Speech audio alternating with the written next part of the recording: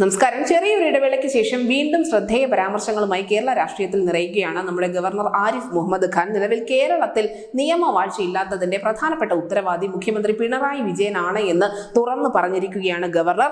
തിരുവനന്തപുരത്ത് കോൺഗ്രസ് നേതാക്കൾക്കെതിരെ പോലീസ് സ്വീകരിച്ച നടപടിയിലാണ് ഗവർണറുടെ ഭാഗത്ത് നിന്നും ഇത്തരത്തിലുള്ള ഒരു പരാമർശം ഉണ്ടായിരിക്കുന്നത്. കേരളത്തിൽ തനിക്ക് നേരെയും ഭീഷണി ഉയർത്തിയത് CPM-ഉം SFI-യുമാണ് എന്നുകൂടി ഗവർണർ പറയുന്നുണ്ട്. മാത്രമല്ല, ഗുണ്ട ആക്രമണങ്ങൾ സംഘടിപ്പിക്കുന്നത് മുഖ്യമന്ത്രിയാണ്. ഗുണ്ടകളെ മുഖ്യമന്ത്രി ശമ്പളം നൽകി ഒപ്പം നിർത്തിയിരിക്കുകയാണ് എന്നുകൂടി ഗവർണർ പറയുന്നു. കേരളത്തിലുള്ള ജനങ്ങൾക്ക് തന്നോട് യാതൊരു വിരോധവുമില്ല, യാതൊരു സുരക്ഷയുമില്ലാതെ കോഴിക്കോട് നഗരത്തിലൂടെ ഇറങ്ങി നടന്ന് ആ സ്നേഹം താൻ അനുഭവിച്ചറിഞ്ഞിട്ടുണ്ട് എന്നുകൂടി ഗവർണർ പറയുന്നുണ്ട്. അതേസമയം തന്നെ പ്രതിഷേധങ്ങൾക്ക് നേരെയുള്ള പോലീസ് ആക്രമണത്തിനെതിരെ കോൺഗ്രസ് സംഘടിപ്പിച്ച DGP ഓഫീസിലേക്കുള്ള മാർച്ചിൽ വ്യാപകമായ സംഘർഷം അരങ്ങേറിക്കൊണ്ടിരിക്കുകയാണ്. മാർച്ചിനിടെ നവകേരള സദസ്സിന്റെ ബാനറുകൾ കോൺഗ്രസിന്റെ പ്രവർത്തകർ വ്യാപകമായി തന്നെ നശിപ്പിച്ചിട്ടുണ്ട്.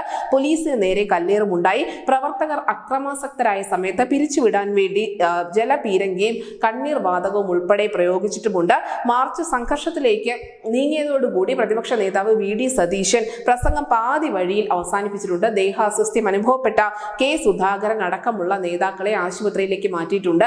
കോൺഗ്രസിന്റെ പ്രതിഷേധം ഈ തലസ്ഥാനത്ത് കത്തി നിൽക്കുന്നതിനോടൊപ്പം തന്നെ യുവമോർച്ചയും വ്യാപകമായ പ്രതിഷേധങ്ങൾ കൊണ്ട് കളം പിടിക്കുന്നുണ്ട്. സംസ്ഥാനത്ത് മുഖ്യമന്ത്രിയും മന്ത്രിമാരും ചേർന്ന് നടത്തിയ നവകേരള സദസ്സിന് ഇന്ന് തിരുവനന്തപുരത്ത് സമാപനം കുറിക്കവെയാണ് യുവമോർച്ചയുടെ ഭാഗത്തു നിന്നും അതുപോലെ തന്നെ കോൺഗ്രസിന്റെ ഭാഗത്തു നിന്നും വ്യാപകമായ പ്രതിഷേധങ്ങൾ തലസ്ഥാന നഗരിയിൽ അരങ്ങേറിയിരിക്കുന്നത്.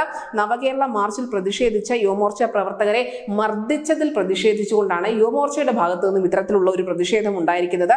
എന്തായാലും വീണ്ടും ഗവർണർ ഉൾപ്പെടെയുള്ള ആളുകൾ സർക്കാരിനെതിരെ CPM എന്ന പാർട്ടിക്കെതിരെ മുഖ്യമന്ത്രി പിണറായി വിജയനെതിരെ ശക്തമായി തന്നെ രംഗത്ത് വന്നിരിക്കുന്നു. News desk CCTV Malayalam.